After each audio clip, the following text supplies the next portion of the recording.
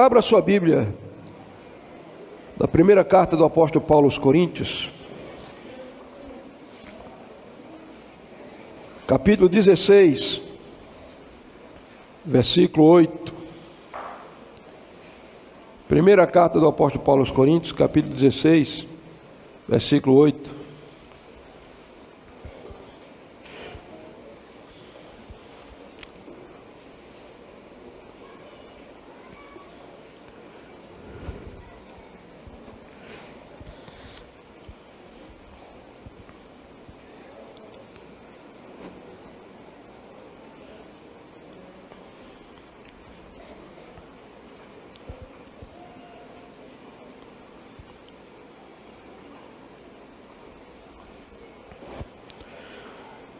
Só os que encontraram, digam amém, por favor. Amém. Ficarei, porém, em Éfeso até ao Pentecostes, porque uma porta grande e oportuna para o trabalho se me abriu. Vamos ler de novo os dois versículos. 1, 2, 3. Ficarei, porém, em Éfeso até o Pentecostes, porque uma porta grande e oportuna para o trabalho se me abriu. Nós estamos hoje no último dia da festa de Pentecostes, edição 2019. Durante esses 3 dias nós trabalhamos tematicamente o significado profético, espiritual dessa festa, que está ligada a inauguração da nação de Israel em Êxodo 14, no Monte Sinai, e a inauguração da igreja em Atos capítulo 2. A igreja do Antigo Testamento, Israel, começa oficialmente exatamente em Pentecostes. A igreja do Novo Testamento, todos nós, somos inaugurados em Atos 2, em meio a uma festividade de Pentecostes. Hoje eu gostaria de falar com vocês sobre 3 portas abertas em Pentecostes. Note que o apóstolo está conectando Pentecostes a uma porta que se abriu. Então 3 portas se abrem, espiritualmente falando, em Pentecostes. Mas antes de falarmos sobre essas 3 portas, o versículo 8 tem algumas lições, e nós vamos aprender algumas lições, está atrasado aí, algumas lições do versículo 8. Na verdade, 3 lições significativas. A primeira delas está na primeira palavra, ficarei. Diga comigo, ficarei. Diga, ficarei. Isso fala de permanência. O Pentecostes no Antigo Testamento, Êxodo 19, e o Pentecostes no Novo Testamento, Atos capítulo 2, só aconteceu porque em Êxodo 19 o povo ficou no lugar que Deus mandou ele ficar. Em Atos capítulo 2 o povo estava no lugar que Deus ordenou que eles ficassem. Você pode ler Atos 2 a partir do versículo 1. Cumprindo-se o dia de Pentecostes, estavam todos reunidos no mesmo lugar. Eu quero dizer para você, se você quer viver o sobrenatural de Deus, se você quer que o significado espiritual e profético de Pentecostes seja uma realidade prática na sua vida, você precisa ficar no lugar que Deus te plantou. Há pessoas que não sabem onde ficam. Toda semana elas mudam de casa. Eu, por exemplo, meu pai aqui que deu testemunho, eu acho que eu morei em quase todas as ruas aqui de Espírito Santo. Quando eu era menino, 4 anos de idade, 5 anos de idade, eu morei ali na rua, nessa rua central aqui, Marechal Teodoro Freire, né? Descendo aqui. Depois eu morei na rua Bela Vista. Depois eu morei na rua da Matriz. Depois eu morei na rua chamada Rua do Galo de Ouro, né? Depois eu morei aqui na rua Luiz Bezerra. Depois eu morei na rua do Cruzeiro. Então eu morei em 2 casas nessa rua que moro agora, né? O Pedro Arthur Cortez. Então eu sei o que é se mudar. E mudança provoca quebra de imóveis. Você tem que acostumar-se com o novo ambiente. graças a Deus que nós, como ICEGEC, não temos essa cultura de pastor mudar de 3 em 3 anos, de 2 em 2 anos. Na ICEGEC, enquanto a igreja estiver dando certo com o pastor pode optar continuar, a não ser que o seu ministério tenha terminado, então ele pode mudar. Mas o problema é que perdemos muita coisa quando saímos do lugar que Deus nos plantou. Paulo está dizendo: eu ficarei aqui. Eu estou em Éfeso, eu poderia ir para Jerusalém, mas agora não é momento oportuno para sair de Éfeso, porque Paulo sabia que a vitória na vida dele dependeria dele permanecer no lugar que Deus queria que ele ficasse. Evidentemente que Paulo não estava querendo ficar em Éfeso por um capricho próprio, mas por direção de Deus. O Pentecostes só vem quando nós permanecemos no lugar que Deus nos ordenou ficar. Foi Jesus quem disse aos discípulos: ficai na cidade de Jerusalém, até que do alto sejais revestido de poder. Outra versão diz: permanecei na cidade de Jerusalém. Isso ele disse antes de ascender ao céu. Mas ele é tão enfático, Jesus, que em Atos capítulo 1, a partir do versículo 4, diz: comendo com eles, determinou-lhes que não se ausentassem de Jerusalém até que do alto recebesse a promessa do Pai. O problema de muita gente é porque está saindo do lugar que Deus plantou. Ele que Deus chamou para ficar, ele está saindo sem a direção de Deus, e ele está saindo antes que a promessa ou Pentecostes se cumpra na vida dele. Olha para o seu irmão e diga: fique no lugar que Deus te plantou, porque o Pentecostes só vai chegar para quem estiver em Jerusalém. Diga amém. Amém. Pentecostes só vem para quem fica em Jerusalém, irmãos. A promessa é para quem está em Jerusalém. Permanecer na cidade.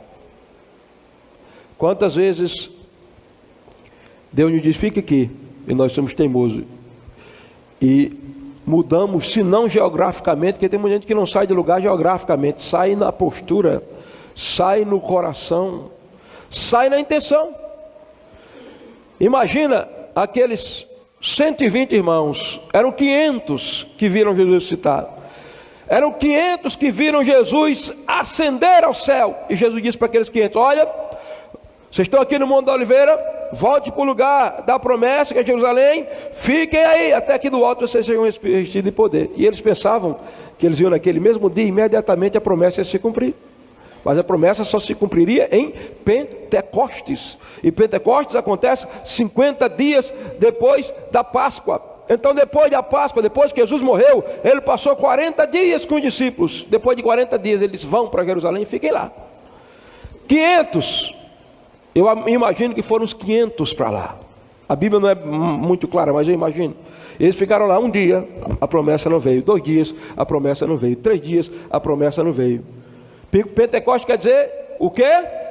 Vocês viram aqui na sexta-feira? O que quer dizer a palavra Pentecostes? Oh meu Deus, tem que pregar de novo. Todo ano eu prego essa mensagem, não estou acreditando. Outro dia eu preguei uma mensagem no domingo, aí perguntei ao rapaz, encontrei um rapaz na rua: essa mensagem de ontem foi o quê? Na segunda-feira. Ele disse: né? Gênesis capítulo 1? Diz: não, Gênesis capítulo 22. Qual foram os personagens? Ele não soube dizer o nome de Abraão, Isaac e Jacó. Eu fiquei decepcionado. Quem ficou com vergonha foi eu. Pentecostes quer dizer o quê? Eita. Penta, o Brasil foi campeão. Porque ele foi campeão quantas vezes? Pentecostes, diga comigo, 50. 50. Olha, Gerson já cantou aqui, ó. 50 dias já se passaram. Jesus passou 40 dias com os discípulos. Depois de 40 dias ele ascendeu o céu, diz: vão para Jerusalém. 40 para 50, aí se vocês não acertarem, vão ter que voltar para o Mobral. 40 para 50, falta quantos dias? Por favor. Primeiro dia, a promessa não veio. Segundo dia, a promessa não veio. Aí começou a sair gente, né? Dos 500 foi saindo um, Quinto dia, a promessa não foi saindo 3. Sexto dia, a promessa foi saindo outro. Dos 500, só ficaram 120. 10º dia, a promessa veio e eles receberam o Pentecostes, porque Pentecostes é para quem permanece. A igreja deveria ter experimentado Pentecostes em todas as suas gerações, nos seus 2000 anos de história. Mas a igreja se afastou de Jerusalém, foi para Roma e passou 1500 anos em Roma. Mas a partir da reforma protestante, a igreja começou a voltar para as suas raízes históricas e proféticas, as raízes judaicas da sua fé. E por causa disso, em 1901, novamente o Pentecoste desceu na Rua Azusa, em Los Angeles, nos Estados Unidos. E hoje nós somos uma igreja de linha pentecostal, porque alguém resolveu permanecer no lugar que Deus mandou ele ficar. Primeira lição que eu aprendo aqui é a lição da permanência. E a segunda, pastor, é a lição da expectativa. Veja aí, verso 8. Ficarei, porém, em Éfeso até. Diga até. Diga até que? Expectativa. Qual é a tua expectativa? Há pessoas que colocam expectativa em homens, né? Eu vou colocar uma expectativa aqui no apóstolo Jonas, porque quando ele vier, ele vem entrar. Às vezes ele vem e a gente estava esperando que fosse, porque a gente colocou expectativa no homem. Não coloque expectativa em homem, coloque expectativa em Cristo. Não venha para o culto só porque é o pregador tal ou o pregador fulano de tal, porque muitas vezes o pregador tal, naquele dia, Deus quer nos dar uma lição, e aquela fluência não vem, porque o pregador tal é homem, né? Por isso que um dia meu cunhado Roberto, eu fui viajar e nessa época ele assim estava bem mais envolvido conosco, ele não tinha tanta ocupação como hoje, né? Entendemos, tem o pai dele, ele é uma guerra. E a gente, a equipe era muito pequena, então ele me substituía todas as vezes que eu viajava, ele pastoreava a igreja, né? E uma irmã, inclusive está aqui, eu vou dizer porque ela falou para mim, não vou denunciar de maneira nenhuma. Mas uma irmã, ela disse, naquele dia, ela disse, eu não vou para o culto hoje não, porque o pastor não está, e quem vai pregar é o irmão Roberto, não vou hoje. Mas de repente, sabe uma coisa, eu vou. Aí quando chegou no culto, o irmão Roberto, na sua maneira pacata e calma, disse, olha, você antes de sair de casa, deve ter dito assim, eu não vou para o culto hoje não, porque o pastor não está, quem vai pregar é o irmão Roberto. Mas eu quero que você saiba, que o Espírito Santo que usa o pastor, usa o irmão Roberto, e o irmão Roberto pregou exatamente a mensagem que aquela irmã precisava ouvir naquele dia. Porque a minha expectativa é até que ele venha, e não até que o homem venha. Eu vou ficar em Jerusalém até o Pentecoste. Expectativa certa. A expectativa tem que ser em Jesus, porque antes do Pentecoste vir, Jesus subiu, e os 120, os 500 estavam olhando para cima. No meio dos 500, os 70, no meio de 70, os 12 olhando, e Jesus vai subindo. Eles ficaram, meu Deus, Jesus vai embora, e a gente que aí 2 anos apareceu. O que vocês estão olhando aí para cima, sem expectativa nenhuma? Esse Jesus que para o céu vocês viram ir, ele voltará como para o céu ele subiu, da mesma maneira ele voltará. Então a minha expectativa essa noite não é nem em mim, nem em ninguém. A minha expectativa é no Senhor, porque se eu estiver em Jerusalém, na hora da promessa, no momento certo, o Pentecoste virá sobre a minha vida. Por isso que Paulo disse, eu vou ficar aqui até que o Pentecostes venha. Ficarei, lição, permanência, até que, expectativa, Pentecostes, obediência. Obediência, pastor, veja, ficarei em Éfeso até o Pentecoste. O que é que isso quer dizer? Isso quer dizer, não precisa passar não. Isso quer dizer que o apóstolo, mesmo estando em uma cidade grega, longe de Jerusalém, em Éfeso, ele não tinha perdido as raízes judaicas da sua fé. Ele não considerava, porque agora eu sou Paulo, estou no Novo Testamento, eu vou escrever 70% do Novo Testamento, eu vou escrever 13 cartas doutrinárias, eu sou o teólogo do Novo Testamento, então Pentecostes já era. Não, Paulo continuou guardando as festas proféticas. Paulo continuou crendo que o Antigo Testamento era a Bíblia. Paulo continuou, inclusive, irmãos, se você for ler as cartas de Paulo, é uma parafrase do Antigo Testamento. Você vai ler a carta a Romanos, por exemplo, você encontra Salmo 19 no capítulo 1. Você encontra Gênesis capítulo 25 no capítulo 2 de Romanos. Você encontra Salmo 3 Salmo 4 no capítulo 3 de Romanos. Você encontra Gênesis capítulo 15 no capítulo 4 de Romanos. Você vai encontrando a Bíblia, o Antigo Testamento, no Novo Testamento, porque a base do Novo é o Antigo. Então que história é essa? O que é Pentecostes? Por que nós celebramos em Pentecostes? Porque nós queremos obedecer a palavra. E o que a palavra diz? Abra aí em Levítico, capítulo 23.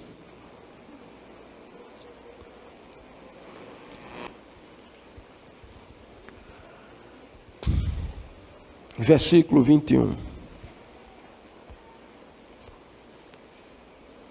Levítico 23 e 21. No mesmo dia se proclamará que tereis santa convocação, nem obra servir fereis, é estatuto perpétuo em todas as vossas moradas, pelas vossas gerações. Pentecoste é estatuto perpétuo. O que é uma coisa perpétua? Perpétua não é perpétua, irmã perpétua, não é isso. Perpétua é uma coisa que não se acaba, é uma coisa que é de geração em geração. Então se fazem 4, 5 mil anos de história que o Pentecostes foi estabelecido. Isso não quer dizer, porque nós estamos no século 21, no ano de 2019, Pentecostes não tem mais importância. Pentecostes tem importância sim, porque Pentecostes vai contar uma história que nós vamos aprender daqui a pouquinho, mas é estatuto perpétuo, então é questão de obedecer. No versículo 1 de Levítico 23, a Bíblia diz o Senhor a Moisés, fala aos filhos de Israel e diz das festas fixas. Fixa, o que é fixo? Algo que permanece, que não pode sair de circulação. E a palavra aqui, hebraica, é moedim.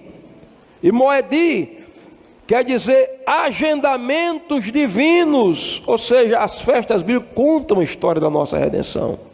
São agendamentos de Deus, são tempos agendados por Deus para contar a história da nossa redenção. E são chamadas minhas festas aqui. Não são festas de judeus somente, são festas do Senhor. Então que história é essa? Que nós estamos judaizando a igreja porque estamos celebrando Pentecostes. Você não leu a Bíblia direito. Paulo e 1 Coríntios foi escrito 58 anos depois do primeiro Pentecostes, depois de Cristo. Paulo está dizendo, eu vou ficar em Jerusalém até o Pentecostes, porque eu continuo celebrando Pentecostes, porque Pentecostes é a festa do Espírito Santo, da inauguração de Israel, da inauguração da igreja, é a festa onde a Torá escrita e a palavra viva foi nos outorgada. Então nós queremos aprender algumas poucas lições para a gente ir para as portas, que Pentecostes nos ensina, lições de Pentecostes. A primeira coisa que eu aprendo em Pentecostes, eu já falei para vocês hoje, é que a festa acontece 50 dias depois da Páscoa. Então, sem Páscoa, não tem Pentecostes. Primeiro vem a Páscoa. Tem gente que quer receber a unção do Espírito, o mover do Espírito, mas ele está lá no Egito. Não houve uma Páscoa, não houve o sacrifício do Cordeiro na vida dela. O sangue de Jesus não a purificou dos pecados. Ela não rompeu com a idolatria do Egito. Ela não saiu do Egito. Às vezes saiu até do Egito geograficamente, mas o Egito não saiu dele. Para haver Pentecostes, primeiro tem que haver Páscoa. Veja, Levítico 23, nós estamos em Levítico 23. Levítico 23.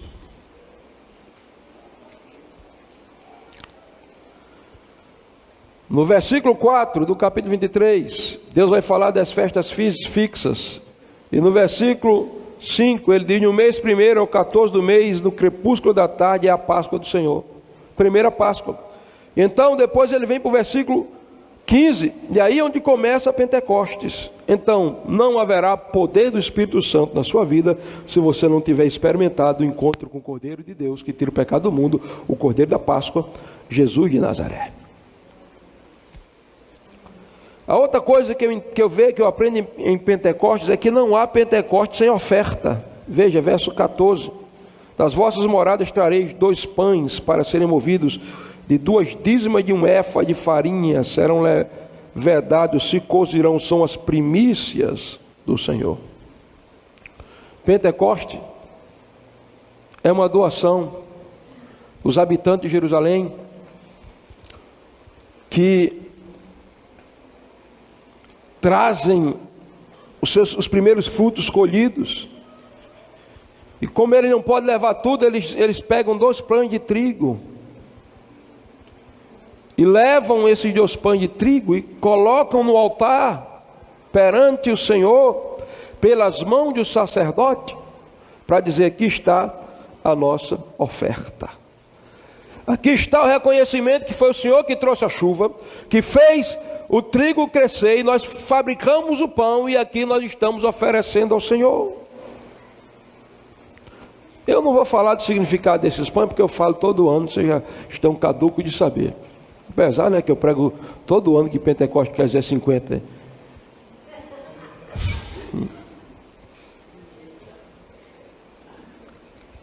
Oferta. Qual foi a oferta que você trouxe para Deus hoje? Os rabinos do Oriente que foram visitar Jesus trouxeram incenso, ouro e mirra. Ana, quando foi orar por Samuel, trouxe uma oferta de novilho. Saul, antes de ser ungido rei de Israel, quando as jumentas se perderam, ele foi procurar jumentas, e ele foi procurar o profeta Samuel.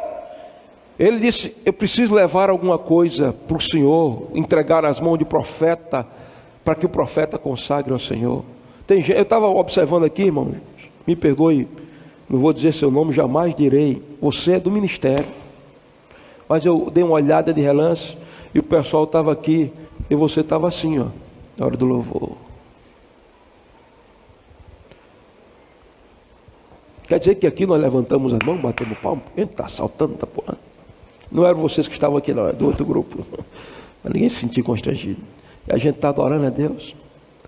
Essa é postura, isso é oferta. Você quer um Pentecoste na tua vida? Traga a tua oferta ao altar. Que oferta? Os teus aplausos, o teu louvor, a tua adoração, se ajoelhar na presença de Deus, o teu levantar as mãos. Finalmente você não está aqui para assistir um culto. Nós não somos espectadores de culto. Nós estamos aqui para oferecer a Deus o nosso louvor, a nossa adoração, a nossa exaltação. Porque não há Pentecoste se não houver oferta. Olha a oferta aqui. Vou mostrar a vocês aqui. Veja, estamos no capítulo 23. 2 pães de trigo para ser movido, 2 dízimas de 1 éfa de farinha, primícias consagradas, ou seja, primícia o melhor, o primeiro, 1 novilho, 2 carneiros, 7 cordeiros. Na Páscoa é 1 cordeiro. Para ser salvo você precisa só do sangue de Jesus. Mas para haver Pentecostes, para haver crescimento, para haver avanço na dimensão celestial, espiritual, você precisa de 7 cordeiros. O que é 7 cordeiros? É uma salvação completa. Não é só o cordeiro que salva, mas o cordeiro que santifica. Não é só o cordeiro que santifica, mas o cordeiro que alimenta. Não é só o cordeiro que alimenta, mas o cordeiro que ergue. Não é só o cordeiro que ergue, mas é o cordeiro que ressuscita você. É o cordeiro com os seus 7 chifres, como está lá em Apocalipse capítulo 5. As 7 ações do Espírito Santo, as 7 unções, a plenitude plenitude do poder de Deus, é um extravasar completo, é uma entrega completa, é uma entrega sem limites e sem medida, é todo o meu coração na presença dele.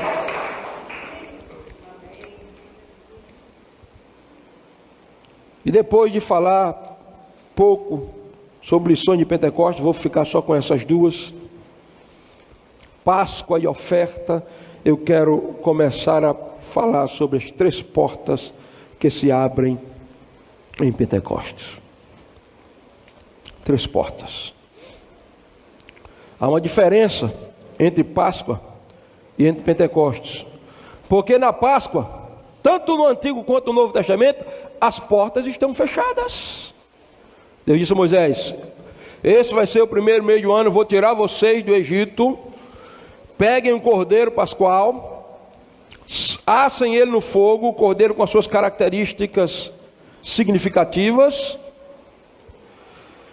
Coloque o sangue do cordeiro na bacia, passa o sangue na arte transversal, horizontal e vertical. Agora, fica todo mundo dentro de casa.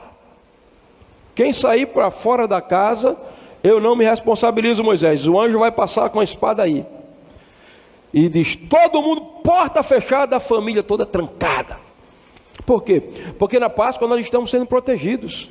Isso é também no Novo Testamento. Vai lá, no capítulo Lucas, Mateus, quando Jesus mandou os discípulos comemorar a Páscoa, eles ficaram dentro do cenáculo, as portas fechadas. Na Páscoa, a Bíblia diz, eu preguei aqui uma mensagem, que no final da Páscoa, antes do Pentecostes, sendo o primeiro dia da semana, os discípulos estavam de portas fechadas, onde Jesus apareceu no meio deles. Então na Páscoa as portas estão fechadas, nós estamos protegidos, porque nós fomos salvos, estamos guardados do anjo da morte, guardados do pecado, mas não vamos ficar o resto da vida na Páscoa com portas fechadas não, porque se na Páscoa nós estamos sendo protegidos, em Pentecostes as portas vão se abrir, porque Pentecoste vai nos habilitar para conquistar, para sacudir Jerusalém, para pregar o Evangelho em Jerusalém, Samaria, Judeia e até os confins da terra. Então deixa eu falar da primeira porta que se abre em Pentecostes. A primeira porta que se abre em Pentecostes é a porta do céu. A porta do céu, pastor? A porta do céu. Está no Antigo, está no Novo Testamento. Atos capítulo 2 é uma repetição de Êxodo 19. Então abra sua Bíblia em Êxodo 19. Vamos observar algumas coisas que aconteceram quando a porta do céu se abriu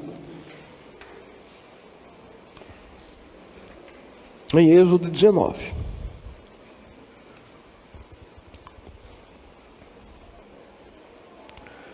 Como é que você sabe, pastor, que em Êxodo 19 a porta do céu se abriu? Porque a Bíblia diz que Deus disse: eu vou descer lá no Monte Moisés. Faz 50 dias que você celebra a Páscoa, chegaram aqui no Monte Sinai, eu vou inaugurar a nação judaica. A nação judaica nasce oficialmente agora, começa em Páscoa, mas vai nascer oficialmente agora. Eu vou descer, Moisés, Miguel, Gabriel, abram a porta. E as portas se abrem. E as portas se abrem exatamente para Deus descer. Olha, no Antigo Testamento quem vai descer é o Pai. No Novo Testamento a gente vai ver quem vai descer, o Espírito Santo. E algumas coisas vão acontecer aqui, que se repetem em Atos capítulo 2.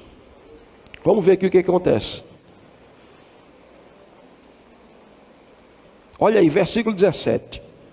Êxodo 19, 17. E Moisés levou o povo para fora do arraial ao encontro de Deus. Por que encontro de Deus? Porque Deus está descendo.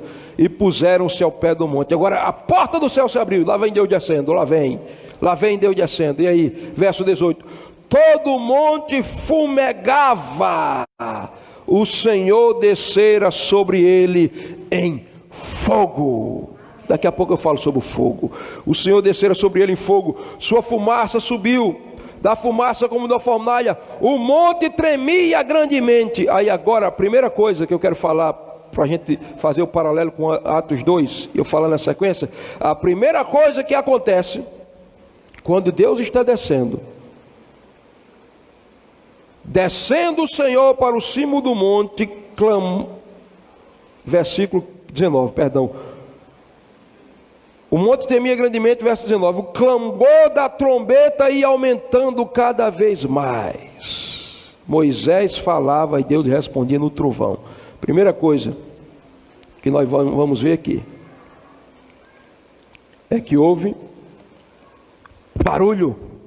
É por isso que a igreja pentecostal tem que ser igreja barulhenta mesmo. Não é as hiperpentecostais, só tem barulho. É o barulho. Me dá esse chofar aqui, por favor.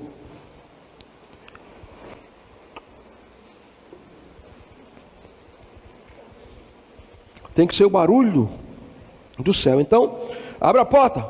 Miguel, Gabriel, a porta que eu vou descendo. Lá vai Deus. Deus vai descendo. E quando Deus vai descendo, a primeira coisa que acontece, eu acho que um dos arcanjos lá pega o chofar. Vamos anunciar agora a sua eminente descida, Senhor. O Senhor vai descer glamurosamente, vai descer em glória, para todo mundo ver. E a primeira coisa que acontece é: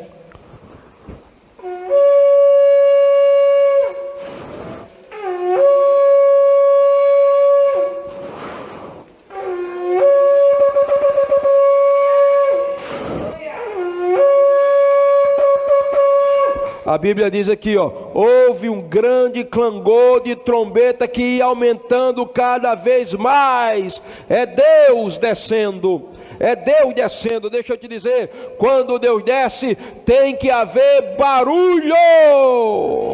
Ah, pastor, eu gosto daquela igreja silenciosa, bem silenciosa. Deus me é surdo. Para que barulho? Deixa eu te dizer uma coisa.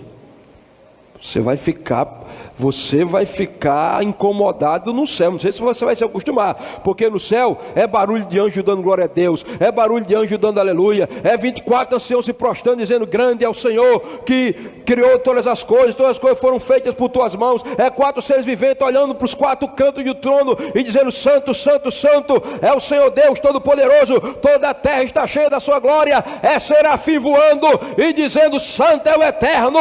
É adoração, é louvor, é o barulho do povo de Deus, é o toque do chofar. Não há festa sem barulho. Você não gosta de barulho, você era no mundo, você ficava lá. Eu vi um camarada uma vez com o ouvido dentro do paredão, não sei como ele ficou com juízo, mas ele queria barulho, e nós queremos silêncio. Evidentemente que o barulho tem que ser acompanhado com a presença de Deus, mas tem que haver, primeira coisa, barulho. Veja Atos 2, vamos fazer o paralelo. Atos 2. Cumprindo-se o dia de Pentecostes, estavam todos reunidos no mesmo lugar. De repente veio do céu um som. O chofar que tocou lá no Monte Sinai está tocando agora, porque a porta do céu está se abrindo novamente e Deus está descendo na pessoa do Espírito Santo em glória para inaugurar a sua igreja. Dê um aplauso a Jesus se você é crente.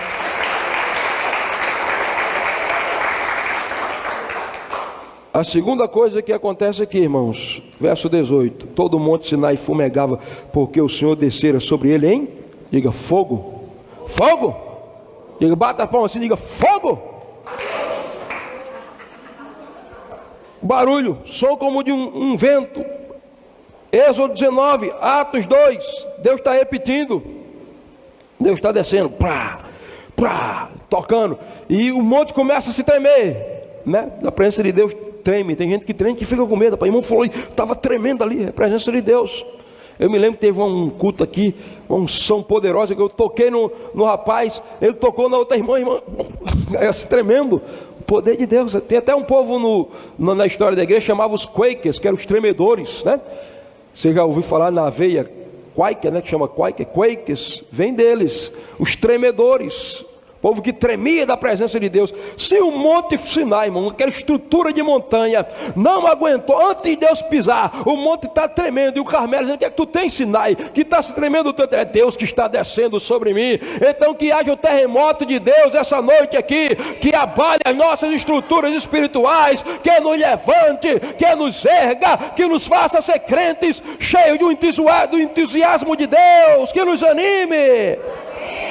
Mas a segunda coisa que acontece aqui é que veio fogo, meu irmão. Olha aí, o monte fumegado, Deus descia em fogo. Agora, olha Atos 2. Um som como de um vento veemente e impetuoso encheu toda a casa, e apareceram distribuídas entre eles línguas como que de fogo. O que está acontecendo aqui é a repetição de Êxodo 19. Porque a história judaica diz que quando Deus desceu em fogo, acompanhado com aquele fogo de Deus, existiam 7 tochas de fogo que explodiram, e nessa explosão eles se tornaram 70 tochas. E diz a história, e está na Bíblia, porque a Bíblia diz que o povo ouviu as vozes. O povo viu, aliás, as vozes. Quem aqui já viu a voz de alguém? Você está vendo a minha voz? Não, você está vendo a minha pessoa.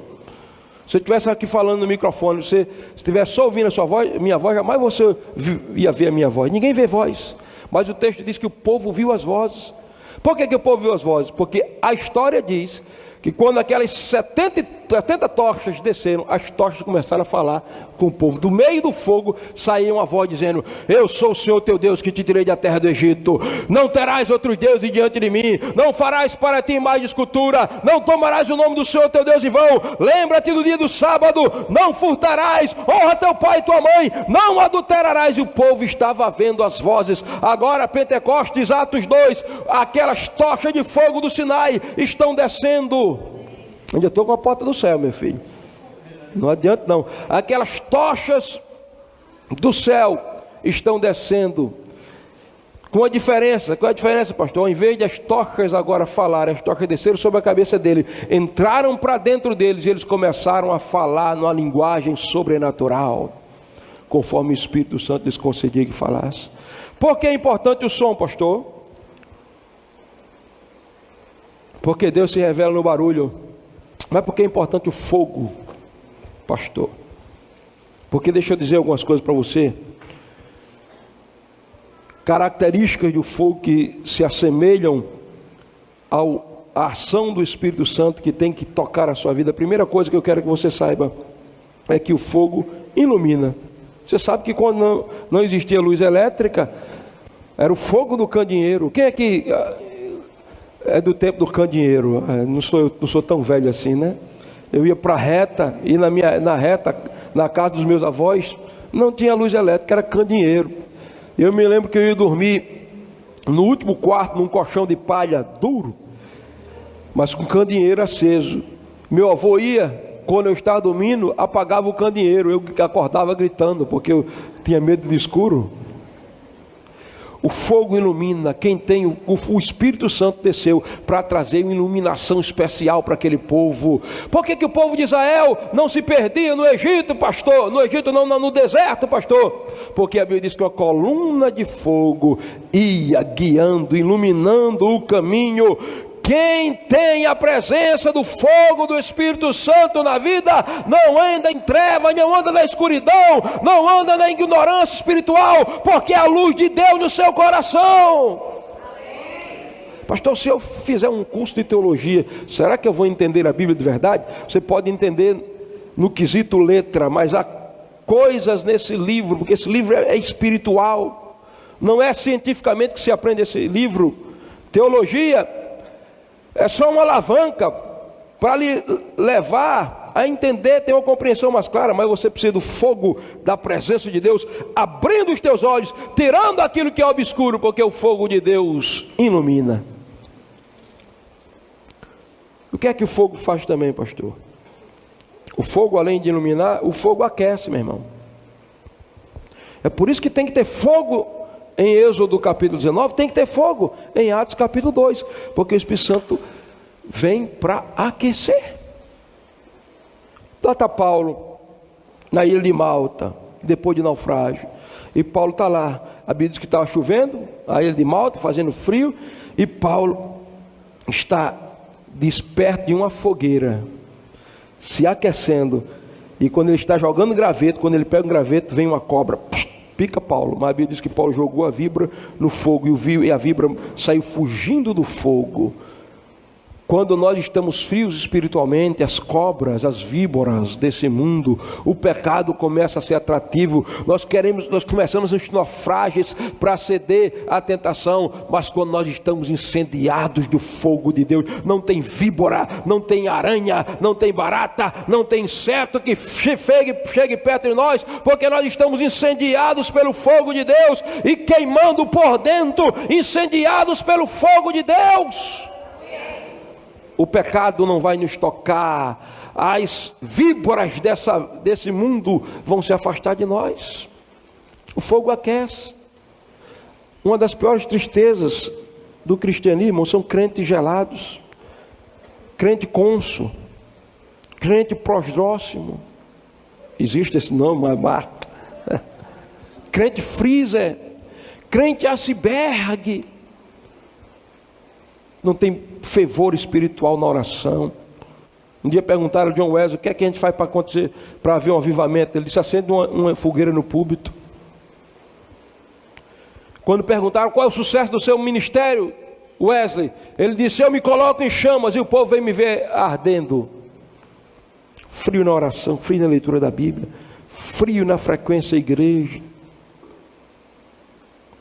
Um defunto, ele é frio. Não há calor em um defunto.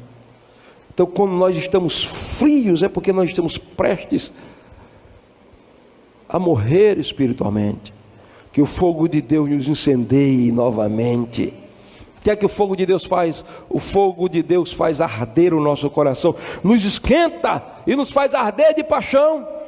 É por isso que Jeremias disse: eu não vou pregar mais não. Me colocaram no calabouço, me colocaram no poço, eu não prego mais não, Deus. Mas ele diz: quando eu pensei que não ia mais pregar, acendeu-se um fogo nos meus ossos, uma chama começou a queimar dentro de mim. Quando você está incendiado pelo fogo de Deus, não há frieza que lhe detenha, e aquelas geladeiras espirituais, quando chegarem perto de você, serão aquecidas pelo calor do Espírito Santo dentro de você. Que nós possamos nos incendiar essa noite.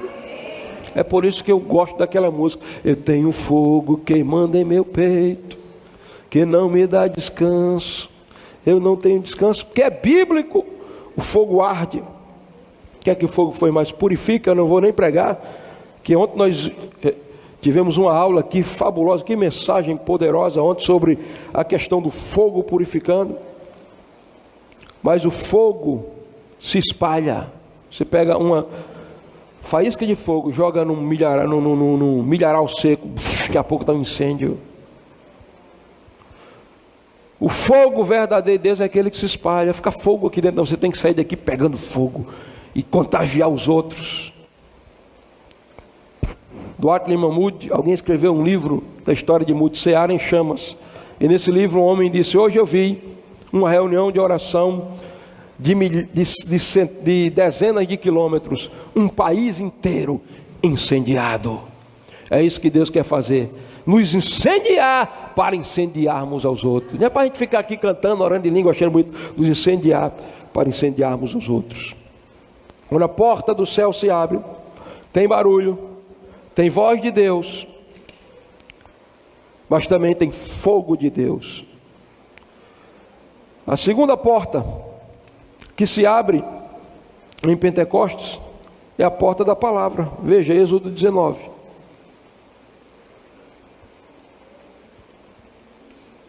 Êxodo 19, versículo 19. O clangor de trombeta ia aumentando cada vez mais. Moisés falava e Deus lhe respondia no trovão. Deus, a porta do céu se abre para o fogo de Deus descer, mas em Pentecostes é a porta da palavra que se abre também. Veja, a Bíblia diz que quando Deus desceu para falar. Que Pentecoste sem palavra? Você vai para um culto, né? Eu me lembro que um irmão aqui da igreja foi convidado para pregar num culto. E ele disse que primeiro foram receber ele na porta da igreja, assim, ele foi chegando para pregar.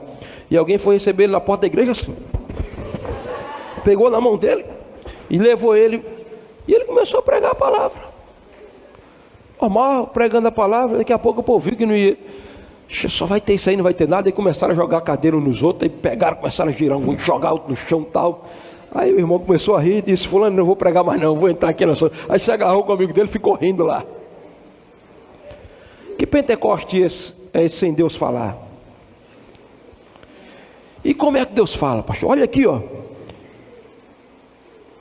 Clangor de trombeta e aumentando cada vez mais, Moisés falava. E Deus lhe respondia no trovão. Deus estava falando, irmãos. A voz de Deus foi ouvida por 70 tochas. E essas 70 tochas estavam ditando exatamente a Torá, os 10 mandamentos.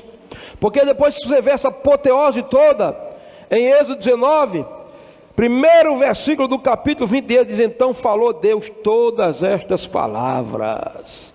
Olha aqui as palavras. Que palavras são essas? As palavras que se tornam a espinha dorsal da nossa fé. Os 10 mandamentos, que se alguém cumprir esses 10 mandamentos aqui, haverá uma sociedade perfeita. Se todo mundo reconhecer Deus como Senhor da sua vida, como diz o texto, eu sou o Senhor teu Deus. Se nós abandonarmos qualquer forma de idolatria e vivemos uma vida de adorador, se nós respeitarmos o princípio do descanso, como está escrito aqui, 6 dias trabalharás e ao 7º descansarás, tu, olha como diz, tu, teu escravo, teu servo, teu jumento, até jumento descansando. Porque jumento, mesmo sendo jumento, mas não é máquina.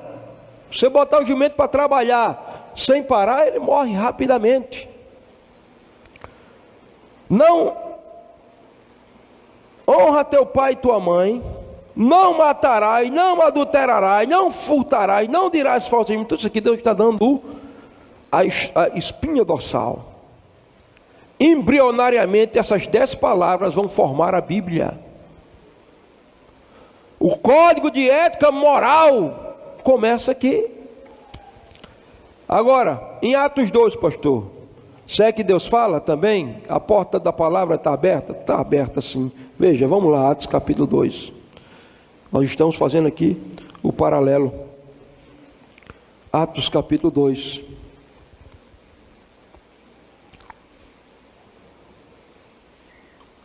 Verso 14.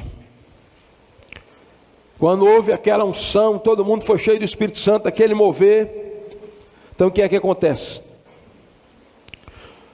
Os camaradas começam a zombar dos discípulos, apóstolos, começam a zombar, dizer que eles estavam embriagados. Aí é o que é que Pedro diz? Olha aí, versículo 14. Então levantou Pedro com os 11 e erguendo a voz advertiu nesse termos: varões judeus e todos os habitantes de Jerusalém, tomai conhecimento disso e atentai nas minhas palavras. Mas as palavras dele serão as palavras de um profeta. Olha aqui, ó, serão as palavras de Deus. Veja aí, verso 16. O que ocorre, o que foi dito por intermédio do profeta Joel. E a partir daí, ele vai fazer uma pregação. Ele vai falar de Joel, ele vai falar de Davi, os salmos, ele vai citar os profetas, porque Pentecostes é a porta do céu se abrindo, mas é a porta do céu se abrindo para se abrir a porta da palavra e Deus falar conosco. Então cuidado com esse Pentecoste que tem giro, que tem manto, que roda a cabeça, que dá cambalhota, mas não tem nada de palavra. Esse Pentecoste não é bíblico. O Pentecoste é bíblico é quando nós somos cheios do Espírito Santo. Nós vamos abrir a nossa boca e falar a palavra de Deus, porque a palavra é a essência do avivamento verdadeiro. Tem algum crente aí? Dê um aplauso, um grito de vitória eterno. E eu termino dizendo que a última porta aberta no Pentecostes é a porta da salvação. Por quê, pastor? Porque Pentecostes, meus irmãos, é uma festa de colheita, é uma festa agrícola. Pentecostes começa com a festa das primícias, Bicurim. E 50 dias depois eles vão trazer o chamado Shavat Mani, as 7 espécies nativas lá de Israel. Eles vão trazer a uva como primícia. Me aguarde. Vão trazer a uva como primícia, que fala de uma vida cheia do vinho do Espírito Santo.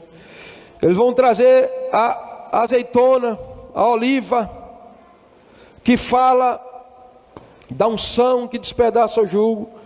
Eles vão trazer o figo, Israel, a esperança do mundo, de onde vem o Messias. Eles vão trazer as tâmaras, a doçura das delícias celestiais. Eles vão trazer a cevada, a provisão de Deus. Vão trazer a romã, cura e renovação. Pentecostes é a festa das primícias. Não há Pentecostes sem a colheita. Agora você vai para Atos capítulo 2. Depois dessa pregação de Paulo, depois que Deus repete Êxodo 19, qual é o resultado, pastor? O resultado é uma grande colheita de almas. Veja Atos capítulo 2, versículo 41.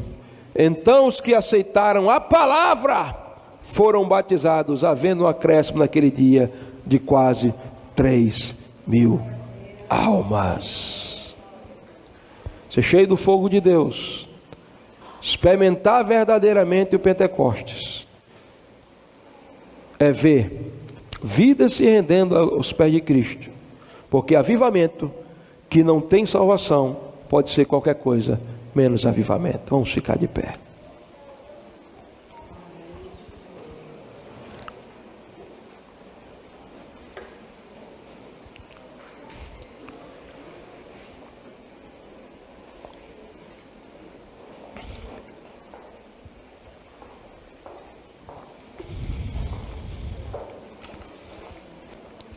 O pastor está dizendo que tem pizza para vender, mas nós vamos buscar agora a unção do Espírito, é o fogo de Deus na nossa vida. Vamos, feche os teus olhos.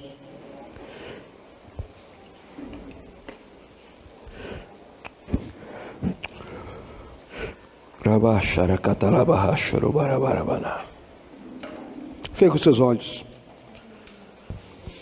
O que você veio fazer aqui essa noite? Cumprir um ritual?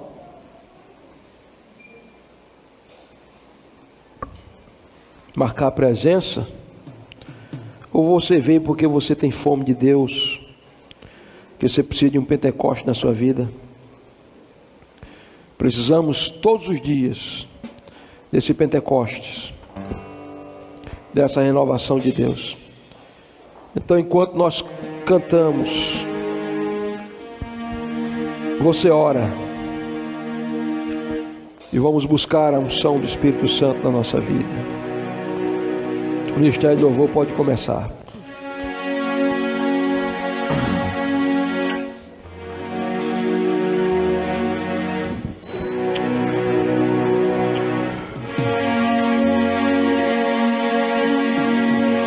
Ora baixar a bacana la barra cheia que tira. Pai,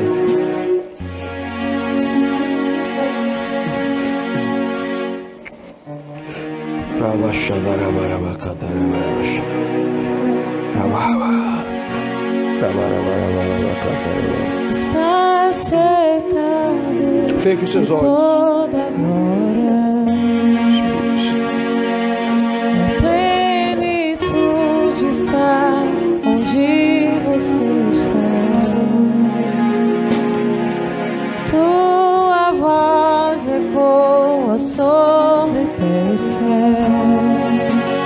e tudo que há em mim.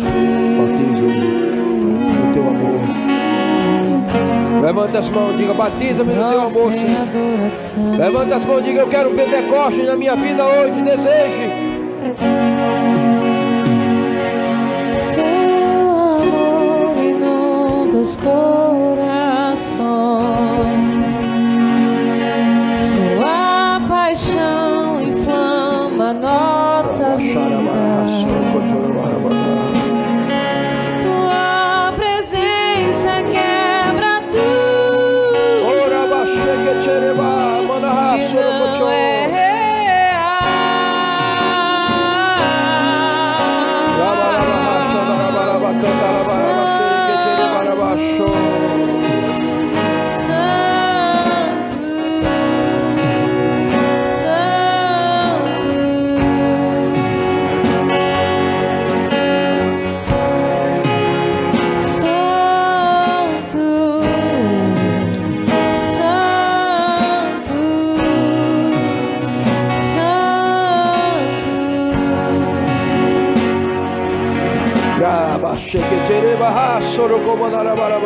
está cercado de toda glória, e a plenitude está onde você está. Tua voz ecoa sobre terra e céu, a tudo que há em mim.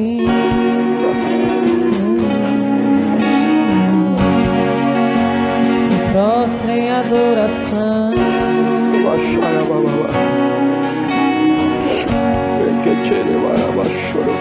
Seu amor inunda os corações, sua paixão inflama nossa vida. Tua presença quebra tudo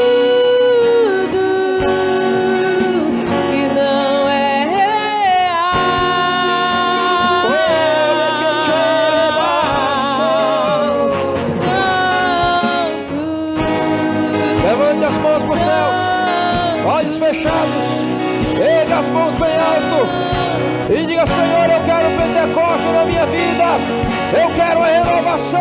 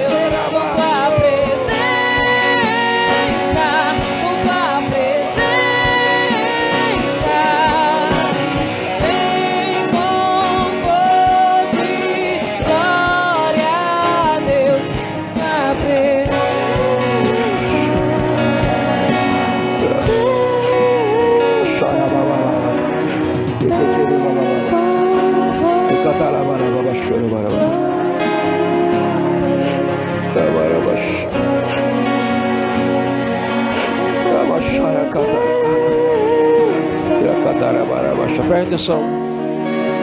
Quantos querem Pentecostes hoje na sua vida? Levanta as mãos. Quantos querem o incêndio de Deus? Pastor, eu quero ser incendiado por Deus. Eu quero arder de paixão por Deus. Eu quero um Pentecostes na minha vida. Então venha bem rápido aqui para frente e aqui para o altar. Venha receber o seu Pentecostes. Você que quer uma renovação de Deus, venha receber o seu Pentecostes. A Bíblia diz que a oferta é santificada no altar. Você hoje é uma oferta santificada no altar, e o fogo de Deus vai cair na sua vida para consumir a impureza, para acabar com a frieza, para lhe levar a novas dimensões. Canta, canta, ministério de louvor. Vem com fogo e glória a Deus, com tua presença, com tua presença. Vem com fogo e glória a Deus, com tua presença, com tua presença.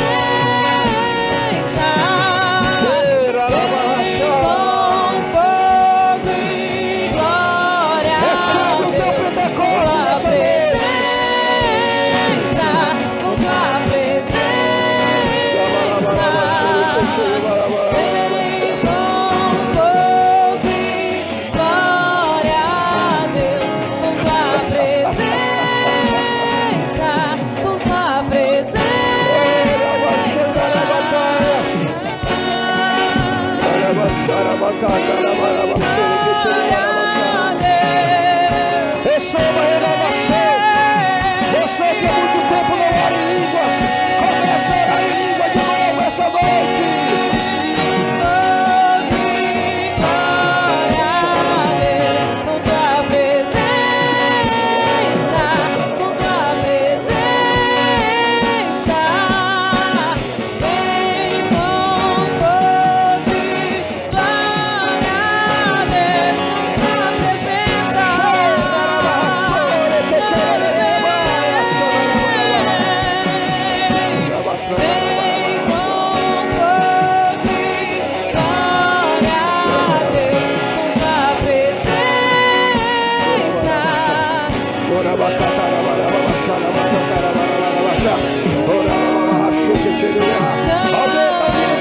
Aumenta o fogo da tua presença, Deus. Aumenta o fogo da tua presença. Desejo experiência com Ele essa noite. Desejo experiência com Ele. Glória a Deus, com tua presença, com tua presença. Vem com fogo e glória a Deus, com tua presença, com tua presença.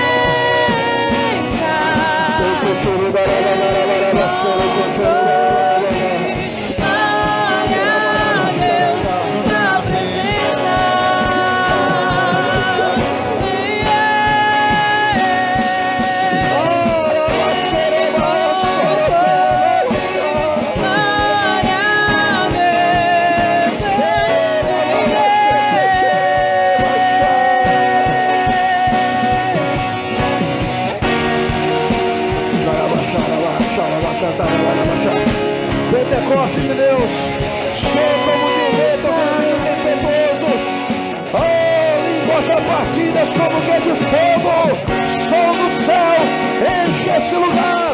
Nós clamamos, enche esse lugar. Clame, clame, diga, enche a minha vida, enche a minha vida, Senhor.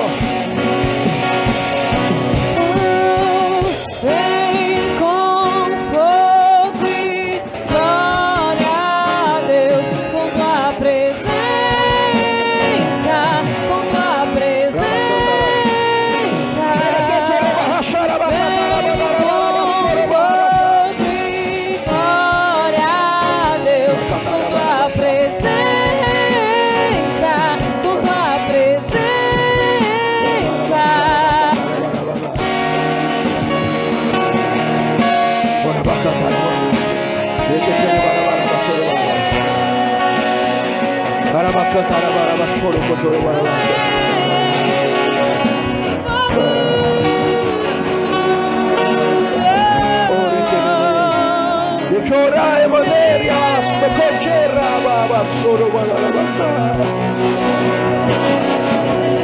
Todos foram cheios do Espírito Santo e começaram a orar em outras línguas, conforme o Espírito Santo lhes concedia que falassem.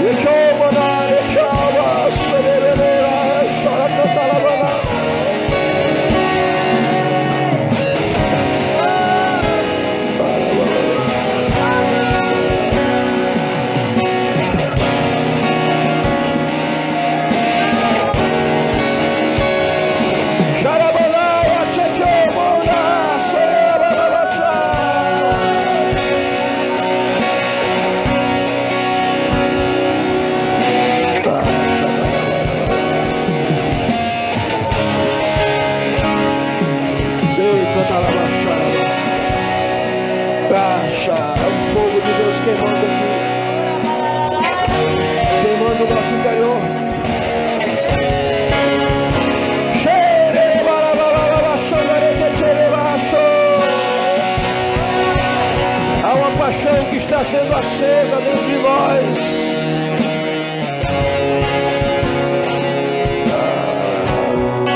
Para baixar a cantar a maná.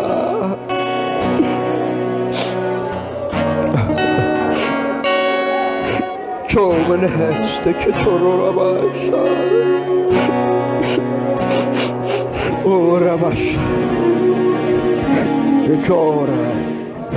E como ne viasteki. Para manai shike. E como na hasha.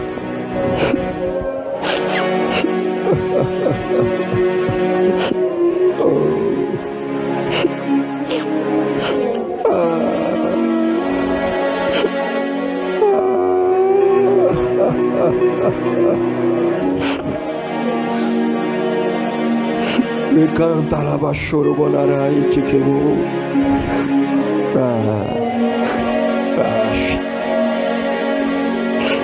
Ei, boná, chequeiro, banda.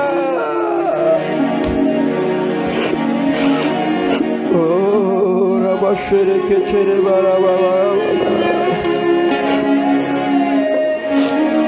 Rekechere ba shamonas.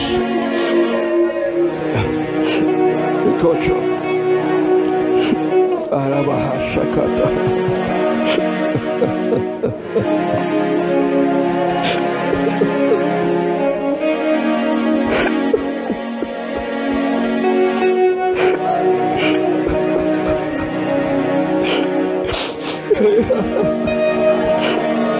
Chico.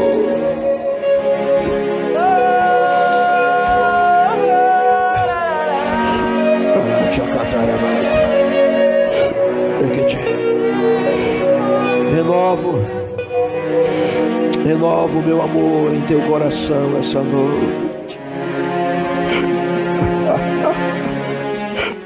Reacendo a chama que ardeu um dia.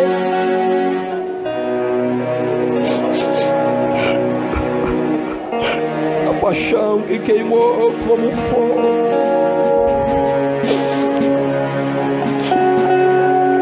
Eu estou reacendendo essa noite.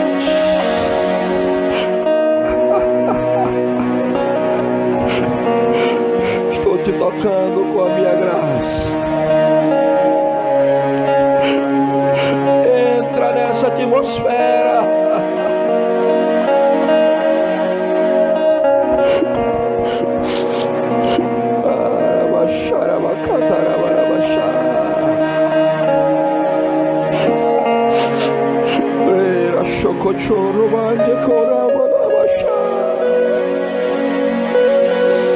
Faço arder o fogo dos primeiros dias, as primeiras experiências, os primeiros encontros.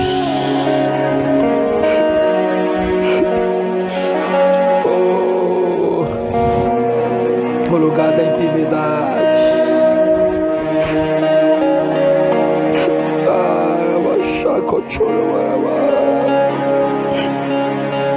Da individualidade.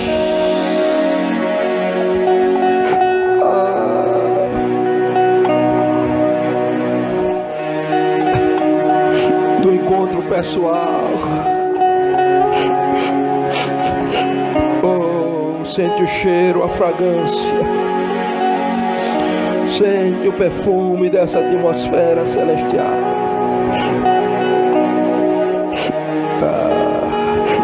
Recebe meu abraço de amor.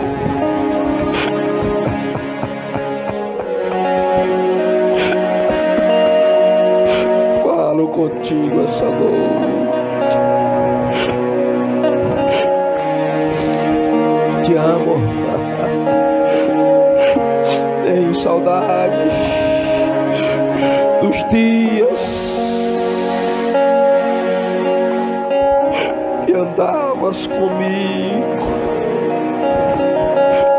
que ouvias a minha voz. Recebe meu abraço essa noite. Oh, Rabashane Banarabah.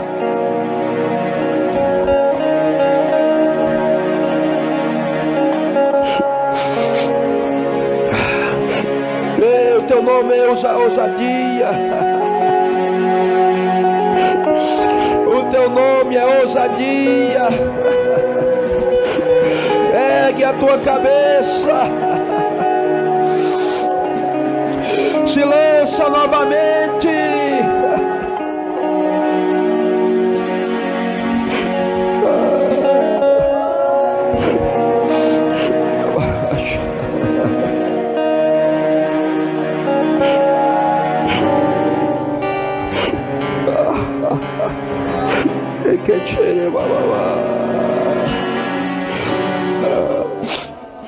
Vem com fogo e glória a Deus, com tua presença, com tua presença. Vem com fogo e glória a Deus, com tua presença, com tua presença. E diga, seja cheio do Espírito Santo. Ora por essa pessoa. Ora por ela. Ora e diga, seja cheio de Deus.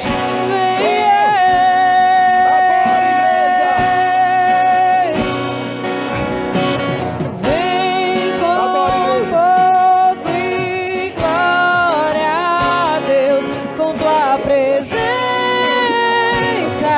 com tua presença.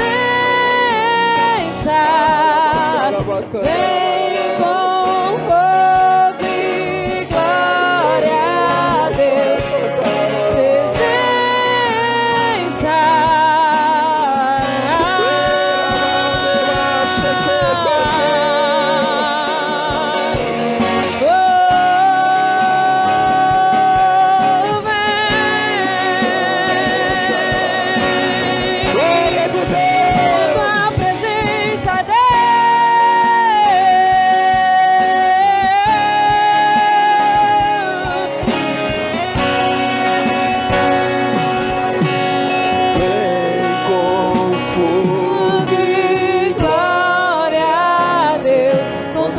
presença. Com tua presença, vem com fogo e glória a Deus, com tua presença, com tua presença, vem com fogo e glória a Deus, com tua presença.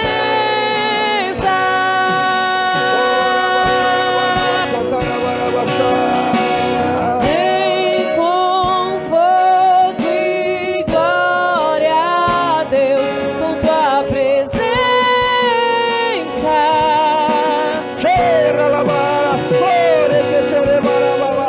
Vem com fogo e glória a Deus, tua presença.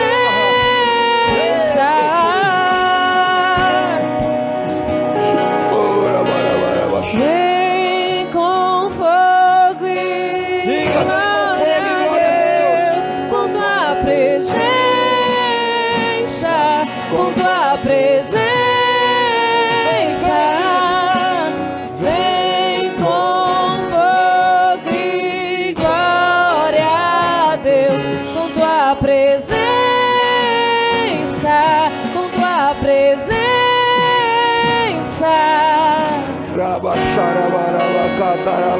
Fogo e glória a Deus.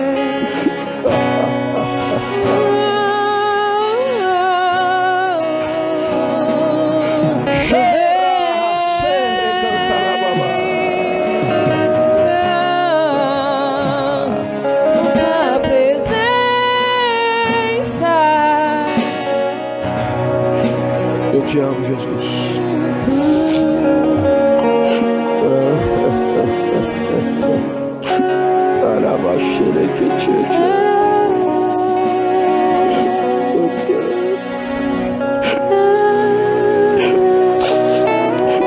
Obrigado. Obrigado.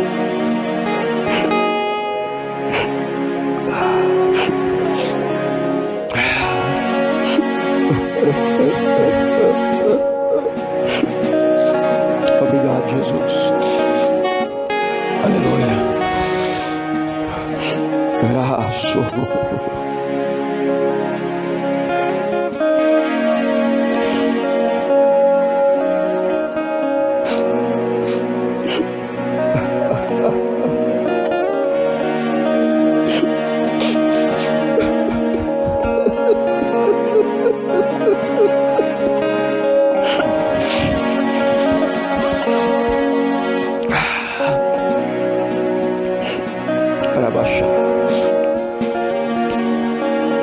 Se você está aqui essa noite, você diz: pastor,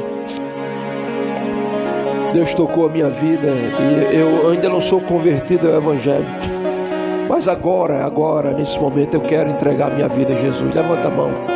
Você quer fazer a sua decisão? Tem alguém aqui essa noite que deseja fazer a sua decisão?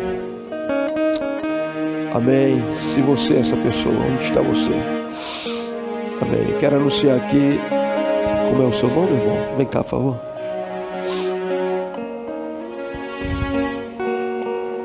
Vai ter nome? Roberto tem entregado a vida dele a Jesus. Vamos aplaudir a Deus. Amém. Você está em alguma célula já? Você está em alguma célula? Amém. Jean, você é da Bela Vista, né? Jean, cadê você, Jean? Amanhã tem célula? Sexta-feira, lá ele na sua célula, amém? Glória a Deus. A gente precisa terminar o culto, né, irmãos? Então abrace 3 pessoas. Pega um bem-vindo aí para ele, por favor. Acho que a chave está aqui. Abraça 3 pessoas e diga: acho que está aberto, deve estar aberto. Diga: o Pentecoste de Deus já chegou na sua vida, meu irmão. Vocês terminam, Deus abençoe. Tenha uma semana poderosa. Domingo nós temos algo aqui para tratar com a igreja. Amém? Termina aí com alegria.